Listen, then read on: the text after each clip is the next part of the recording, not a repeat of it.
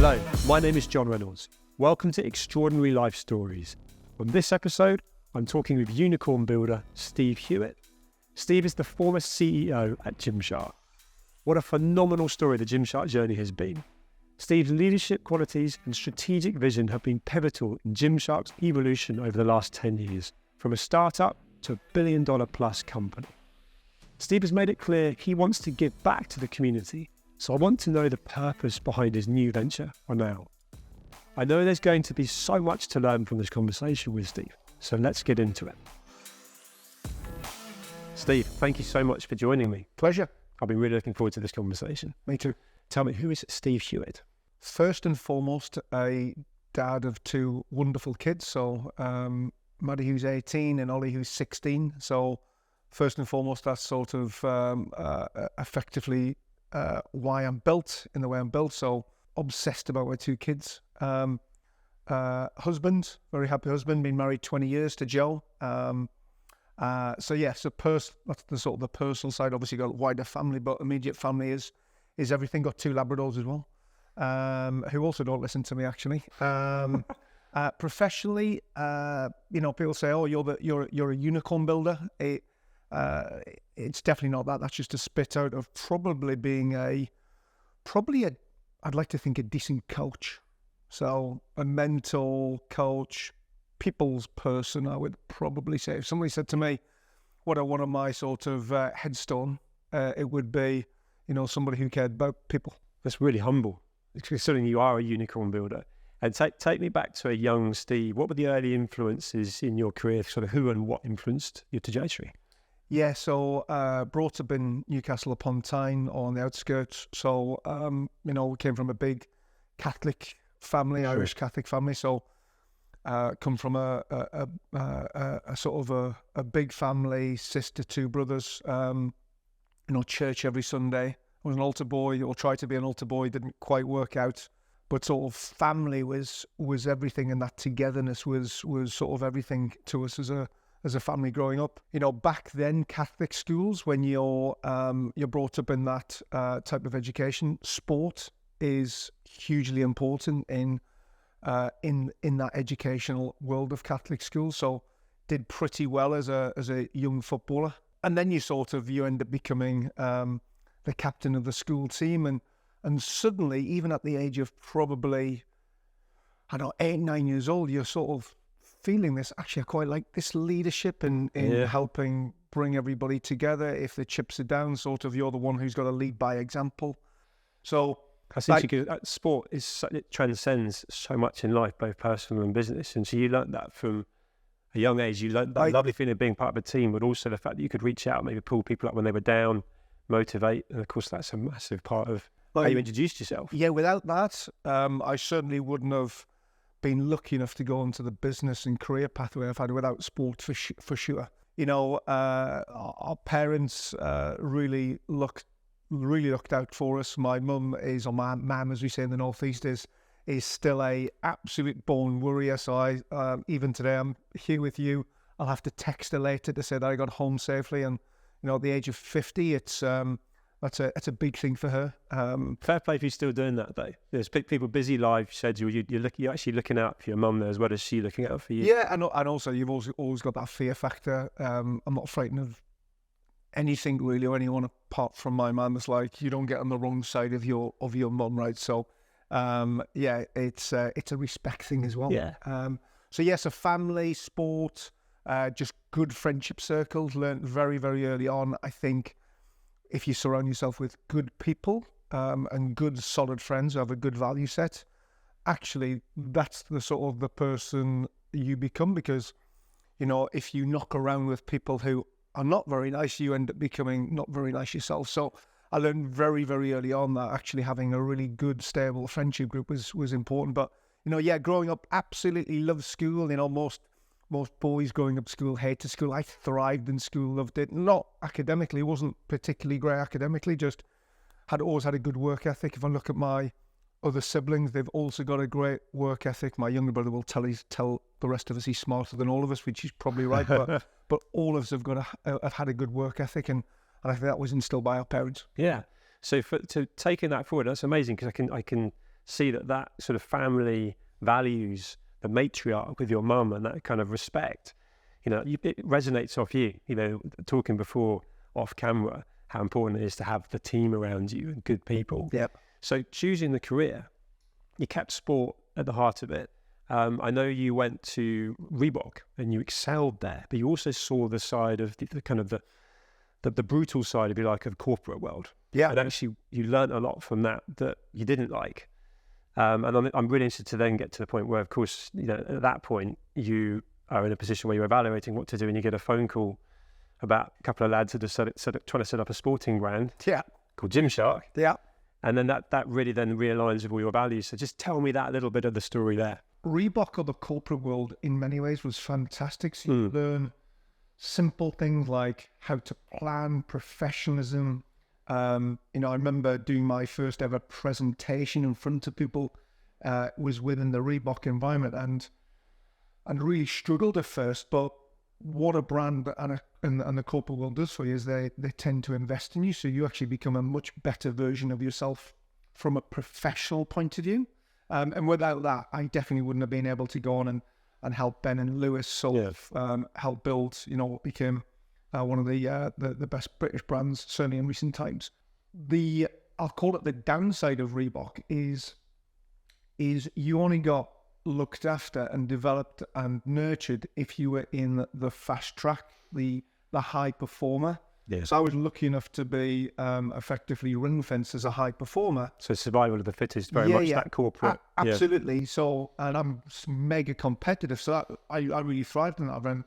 But I also saw the way that environment treated people who were probably the way that Reebok would define those people, the plodders in the organisation, and they were sort of really looked over in terms of opportunity and culturally and when you build an environment, my view is that you need everybody flying in formation, not just the leaders, not just the A performers. You need every single person in your organisation in formation.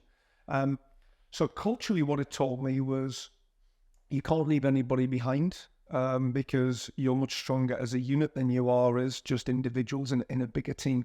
So I'm smiling here because I remember being at Reebok one day and it was like a big moment where I went, if I ever get a chance to lead, because I was in a senior role at Reebok, but I wasn't the leader. I wasn't the CEO. Certainly the EMEA sort of function. Sure. But I said to myself, if I ever get the chance to lead a business right from the top, I'm going to do it very differently to this. So absolutely, we're going to make sure that we have the right CVs, not necessarily the best CVs in the organisation, but the right CVs, but we're not going to leave anybody behind.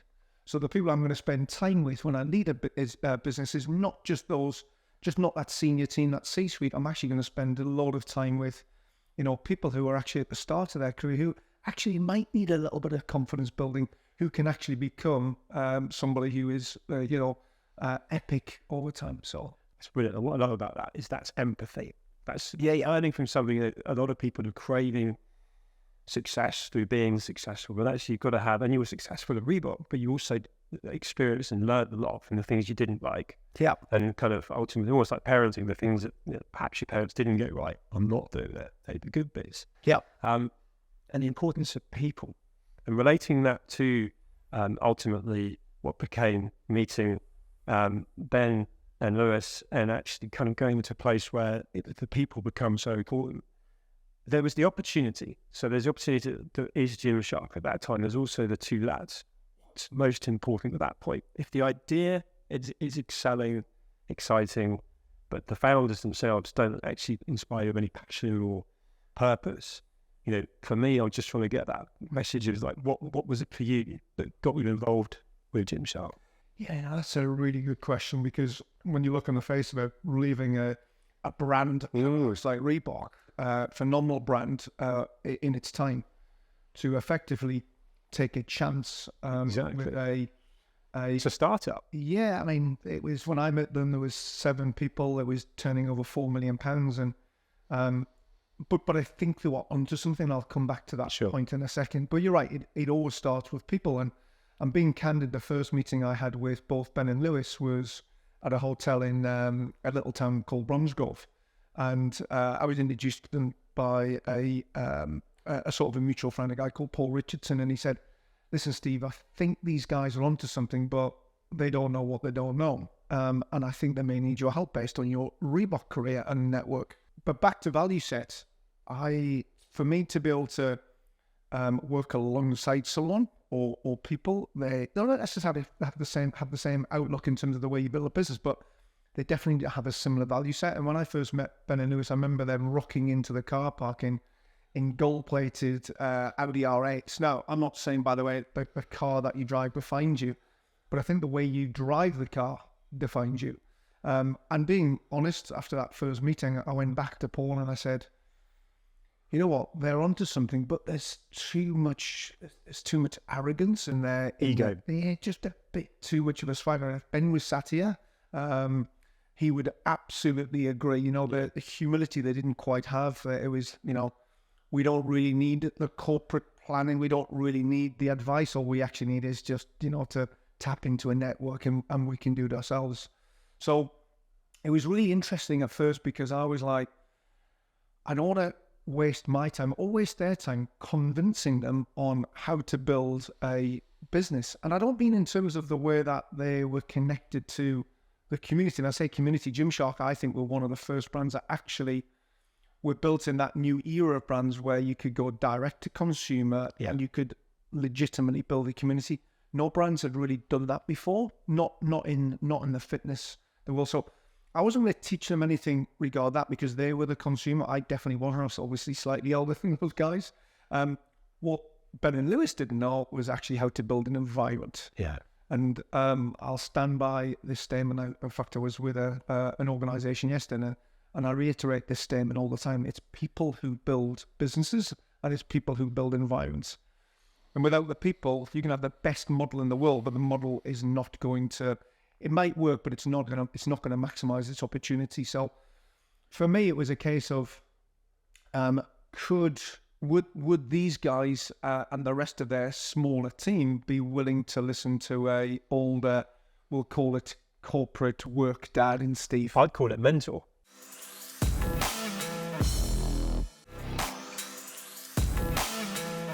That mentoring something that could be missing for so many. Ben and Lewis is that never managed to make it because the ego gets in the way. Yeah. They won't ask for help. And I think that was a key thing when we talked off camera prior to filming today. And I think you went through this journey with them, and then there was a moment where I think it was Ben put his hands up and said, I actually don't know what I'm doing here. And he said, no, I can work with you. Yeah. I got that right. That was a 100%. real moment for me that tells me just how humble you are. And also seeing the humbleness come in to Ben and go, right, okay, it's there. I found it. Now we can go. Yeah, like 100%. Sometimes they have to learn the hard way, which is through failure. Find out themselves. Yeah. Because actually you can spend a lot of time convincing them on what the right thing to do. But actually they need to witness and experience actually them getting it wrong, because that's when it hits home. And that moment, by the way, was Black Friday 2015 at Gymshark. There was no plan B, there was no plan C. Plan A was going to work, and there was a little bit of arrogance with the way that they were going to deliver Black Friday, and it imploded. And Ben came to me and said, right, like, what do we need to do? And I said, we need to employ people who are better than you and better than me. And let's go and build an environment. Let's go and build a North Star. So I'm obsessed with now a North Star building, because that's about purpose. And he said to me, what do you mean by North Star and purpose? And for me, Sunday evening has to feel like Christmas Eve, because there's that British working culture dread of a Sunday night at 6 p.m. going, I've got to go to work tomorrow. Yeah. And that's not the way you should work in an environment. It should be, you can't wait to get into the office. You can't wait to go and collaborate with your other teammates at work. So I said, that's what we need to build. And passion, simply put, is, people say to me, what's passion? For me is passion is you have to love it, because when it's hard, liking it is not enough.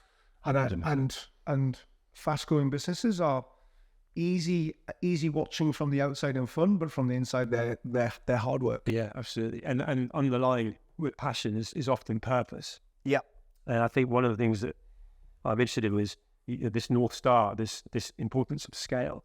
If Gymshark was just to be a big name in Birmingham, that wouldn't have been so interesting to you. You saw the opportunity to actually scale that, and that was aligned with the lads as well. Yep. So therefore, at what point was the vision to be what ultimately became at least $1 billion plus unicorn? When did that become the trajectory? Really 2016, 17. I remember having a chat with Ben and Ben's dad, Steve, who's a great guy. And they both, we were at a meeting, both asked me a question saying, how far do you think we can take this, Steve?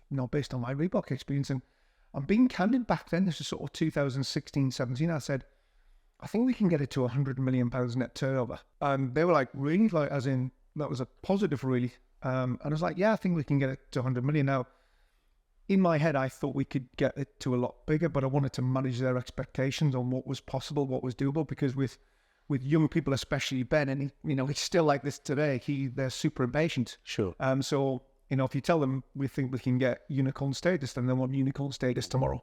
And you have to build a business properly with the right foundations. So for me, North Star is effectively 4 buckets. It's purpose, why you exist. Once you work out that, it's audience, who you exist for. And Gymshark did that really well. We were laser focused on that social native, connecting and really building a true community. And people say to me, that's the secret sauce of Gymshark. And yes, it was part of the recipe of the secret sauce, but the secret sauce at Gymshark was the 3rd bucket, which was our value set. And people say to me, what do you mean by value set?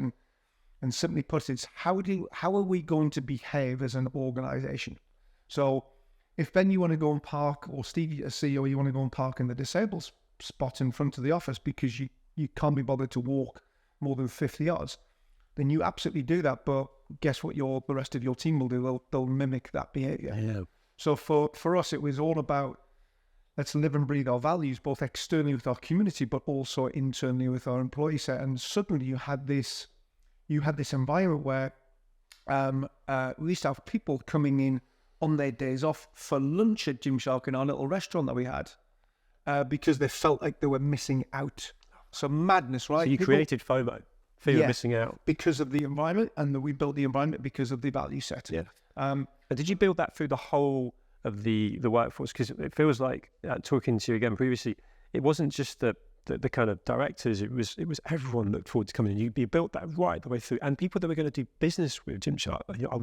How can we do business? I want to be part of this. Yeah. So the statement that I sort of brought in and introduced to the leadership team, and thereafter everybody else, was we wanted to create an environment that everybody wanted to be part of. So if you're on the outside, potential employee, potential external partner, supplier, the bank, whoever it was. Yeah. It's like you've got to create an environment where you go, something special is going on there and I've got to be part of it. Actually, that's the easy bit. The hard bit is once they're in, they never want to leave. And that's what we created. We created this environment where people people were like married to the organization, not because they were forced, it's because they had purpose. So they had that Sunday evening feeling of, I can't wait to be back at Gymshark HQ. Building what we didn't think was a unicorn at the time. By the way, the outcome of the spit out was never a financial event, and it was never talked about. It was, we're going to build this brand to outlast generations, and really the unicorn status was just a spit out of effectively living those. So you left the money side of these out. It was all about how to get. Never discussed. Brilliant. Never discussed. That fascinates we never me. discussed unicorn or financial event until we were actually in the process. And it really is that whole leave the ego at the door mentality, and then not focusing on the money. It's just so important. I've been on the other end of that, doing property development, losing the purpose behind it, and then when things get really difficult, actually you realise that I'm not enjoying this. It's a tough place to be. And you raise a good point that the thing with most organisations, especially public organisations, is they do exactly what happened at Reebok, is that the high performer is actually the person who's not great for your culture. They've built fear, they've built anxiety, yet they're the highest performers. So what do organisations do? They leave them, in fact, they don't leave them in place, they put them on a pedestal. So now you've got bad behaviour all throughout your organisation and a lack of trust, and now you've lost your Sunday evening, Christmas Eve feeling. For us, we made some hard decisions. It was never about the best CV, it was always about the right CV. So we did have a we didn't have too many policies back then, but our talent policy was we'd rather have a hole than a business. And that was like, and we lived and breathed it. So if somebody crept through who didn't have the right behavior, then we said, sorry, you can be the best performer in the world and you can nudge and be a game changer in terms of the financial performance, but you cannot stay part of the environment. I totally get it. It's like the cold drip in a warm bath ultimately cools the rest of it. And you recognise the whole leadership thing for me that resonates. It's amazing. And actually, I'm going to shake your hand and say congratulations, because you built a unicorn. Sitting here now, not part of it. I helped to build a unicorn. But in the context of this conversation, really badly worded on my part. Part of an incredible team. But sitting here now, you are successful. You've been part of success, incredible success. How do you define success?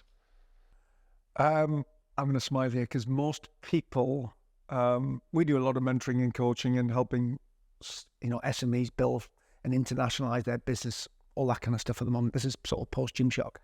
And I'd say most people's measure of success is money.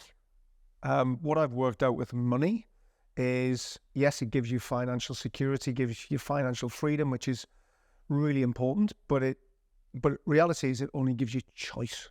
Like success in terms of the financial element absolutely has to be part of the criteria. If somebody says to you, well, that's not a measure of success, they would be lying to you.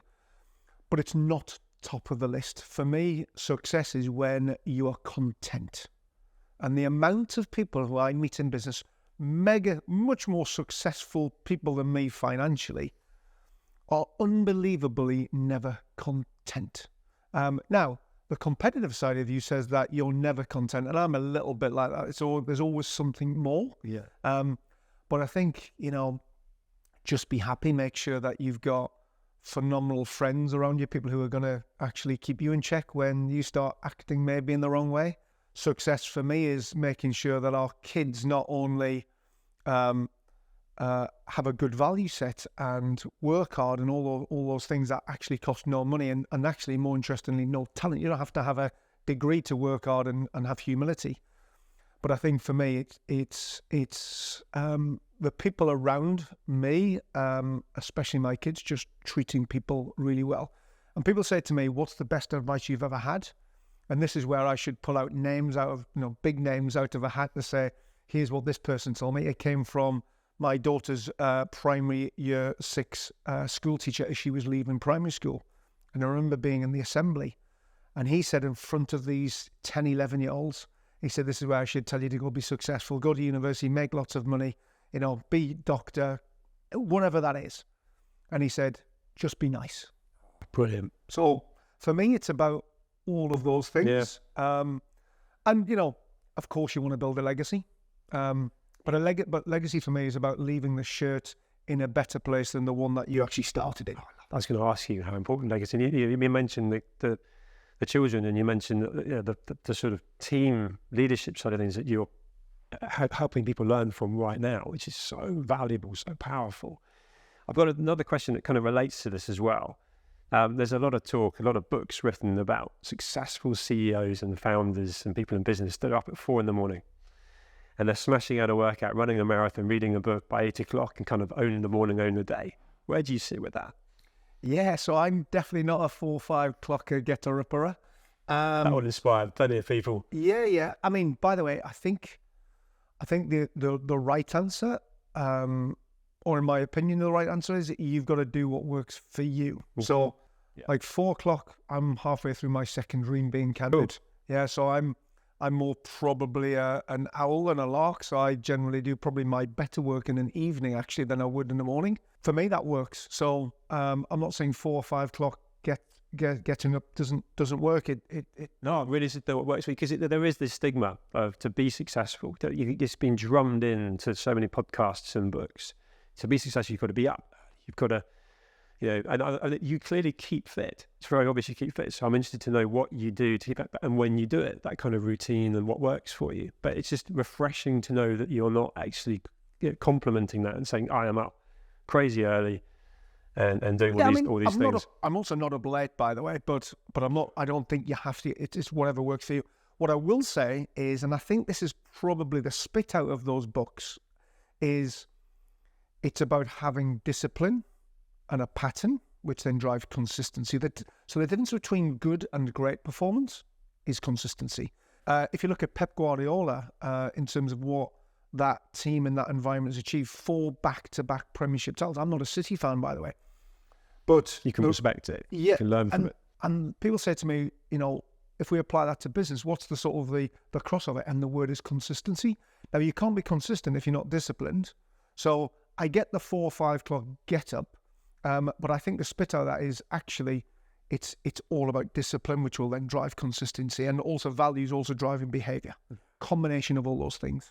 There's a lot there that's mindset, and I find that interesting because I've asked you about the physical side of things, but there's a real kind of discipline around mindset and what's ultimately mental fitness. Has that always come naturally to you? Is that something you've worked on? And because I can imagine you've been a great mentor with that back. I'm learning from you right now, but is that always something you prioritize? Yeah, physically, I think physically staying fit definitely helps your mind. Yeah, exactly. Yeah. Definitely helps your mind. So for me, actually having that 3 or 4 sessions a week workout, I'm lucky enough to have a gym, so I've got no excuse not to go to the gym. Yeah. Which is painful at times, by the way. But I think from a mental perspective, people talk about resilience all the time in this day and age. For me, resilience it's always been relatively easy. Again, I think my parents taught me actually, think about the important things in life. So losing a deal or financially not performing isn't going to dictate your life. Since having kids, it's given me massive perspective. And I remember at Gymshark, we used to miss sale days. We used to, launch products or launch collaborations, which actually didn't quite go to plan. And you could see these 25-year-olds, something's going, oh my goodness, my world's going to end because we've missed that number or we haven't performed in the right way or against our objectives. For me, it was like, we're selling leggings, right? I know we're building a community in terms of the brand, but reality is we're selling product where we're not trying to cure anything. So for me, it was like, as long as my kids and my family are healthy and happy, everything else after that's a bonus. So keeping perspective for me is really, really, really simple, probably because of that upbringing, also because of the family. No, I get that. And that also comes with maturity. You mentioned perspective. That comes from age and experience, and then the 25-year-olds, and we've been there, right? Probably Reebok days, different days, and we were like, I missed that goal or target. But with maturity and perspective now, what would be your advice to someone coming in to trying to set up a sports brand in particular, with all the things you've learned and seen, and with the changes that are coming through now, AI and so on? It's a different journey for someone coming in potentially now. But what advice would you give, and what's the one thing they need to do? Yeah, I think people launching brands these days, they wait for perfection, and generally perfection never happens. It's a bit like building a website. This day and age, you can effectively build a website through a external platform and off you go. It's relatively easy to do.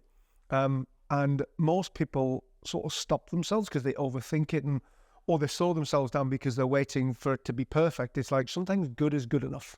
So just back yourself and go. The other thing I would say is surround yourself by the right people. So people who will give you sound advice, ultimately not the advice sometimes that you want to hear, the news that you want to hear. So people who are going to be honest, and somebody who you can trust, or a group of people who you can trust. So you talked about mentor, having a mentor in the background early days in that journey is massively important, because leadership and being a founder is a bloody lonely place. Loneliness, it gets talked about a lot now. I feel like I could be surrounded by people every day.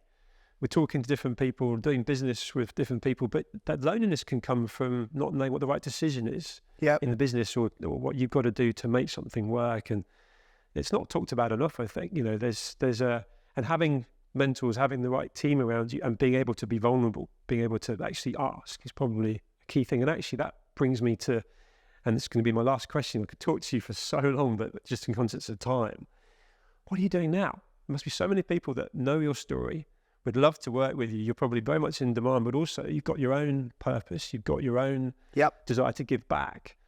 So what is Steve Hewitt doing now? Yeah, when I was CEO of Gymshark, we were incredibly successful, as you've kindly mentioned. One thing, and this is on me, we didn't give enough back to community. And I don't mean the Gymshark community. I'm talking about just people who are not in the same fortunate position as we were. So, I met a kid on a train actually coming out of Birmingham one evening, and he was with a couple of mates, and they weren't particularly nice lads. And back to friendship group, and friendship group defining you. I was like, why are you hanging around with these two guys? He said, I've got no friends. I said, oh, where do you live? I live in Kidderminster, which is effectively the next town to where I live. I said, where do you live? He said, I live in a place called St. Basil's. I was like, what's St. Basil's? And found out it was a homeless charity, and something had gone on with his parents where him and his sister effectively had been put into this wonderful charity called St. Basil's. Anyway, just hearing that story, anyway, we got him a job at Gymshark, and he did and he's now gone on to... He didn't know who you were at this point, so that must have been quite a serendipity moment for him. I didn't tell him who I was or what we did, and now I look back, and I've just heard actually this year he's gone to university, which I'm not saying is the be all and end all, but could have been on that track versus this track. And that was the moment where I went, there's an opportunity based on what we've achieved to actually really impact people's lives who are not as fortunate. So sort of set out on this thing of helping charities. So we work with a couple of charities, Birmingham Children's Hospital and St. Basil's today. But that's also got to be sustainable. So it was a case of what could we do, or what could I do to fuse like giving back, but also helping young business leaders and founders. And so we created this sort of advisory investment vehicle called For Now. And For Now is out of a book called Legacy by James Kerr, which means flying in formation, which is exactly what we do. We get organisations, like we did with Gymshark, to all aligned. If you ever see Canada geese fly, they fly in formation. It's the same analogy that we do with businesses. So it was a case of working with young founders, people going through that fast growth, which is hard, as I said, exciting from the outside, hard from the inside. And then effectively advisory investment or a part of those fees going back to those two charities. So you're helping people in the sweet spot based on what I did in 2014 with Ben and Lewis. So replicating that journey, albeit there's probably going to be difficult to replicate lots of unicorns. But really the purpose is almost like to use that vehicle to help people who are less fortunate. And my goodness me, I thought Gymshark was purposeful. It takes it to a next level, and without purpose you haven't got very much. No, and you get fulfillment from it. Not in a selfish way. You can't help. I can feel it in you. Oh, like the lad on the train. And I don't remember the old advert with Ready Breck, the guy where the advert was we had a glow around his body when he had Ready Breck in the morning as breakfast cereal. When you come out of a meeting with those charities and the impact that you can have and the communities you can build around that, it's exactly how you feel. Yeah, you feel alive. I want to help you with that. That's almost like a tribal thing where that whole glow that resonates. I want to be part of that and help you with that. So I've so enjoyed talking to you. We've run out of time. Me too. Thank you so much. Thanks, John. Appreciate it. Thank you.